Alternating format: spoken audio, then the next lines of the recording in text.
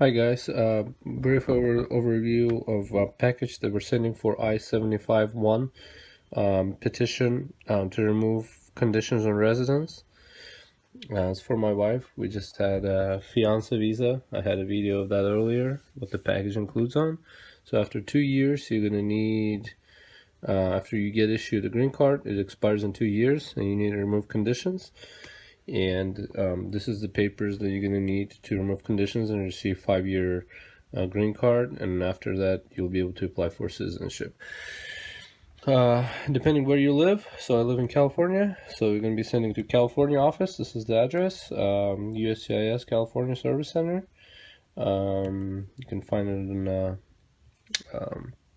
on the forum that I provided a link below. Details depending where you live again. So the check in the amount of $680. Here I mentioned what it includes. $595 is actually fee, and there's also a biometric fee only for petitioner. Spouse doesn't need to do that unless they advise you to later on. In the check you include the 751 application, petition to remove conditions in residence, and check payable to U.S. Department of Homeland Security. And so then you have your cover letter. So basically the list of what's included. So like I said, you got payment, you got the form itself, so the application. Find the latest version on the USCIS website. It's free. You fill it out on the computer. Everything except the signature. Ink. They do need ink signature. So after you print it out, you sign in a couple places. Both the petitioner and the spouse need to sign it. Next on my list is copy of green card.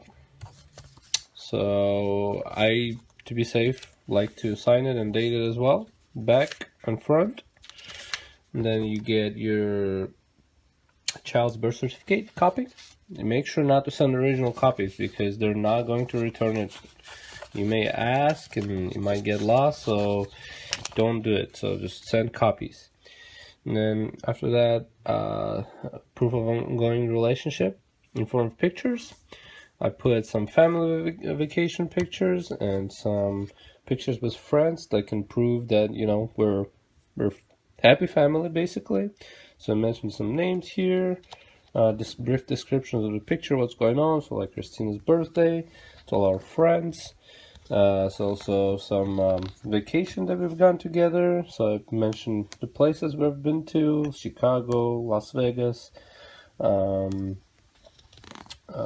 Minneapolis, New York, you know, Utah, like Tahoe, California, LA. So Christmas with parents never hurts. Actually, baby shower pictures, and try to put, you know, as many people on the picture as possible to show that, you know, it's not fake. So many people know us.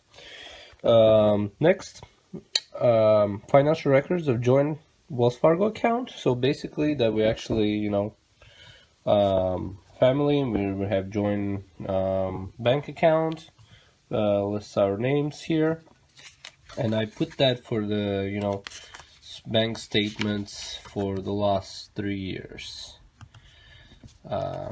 So that should give them an idea that it can be fake.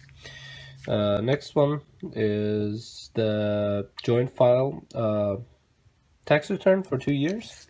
So again, both years she's been here. We filed it together.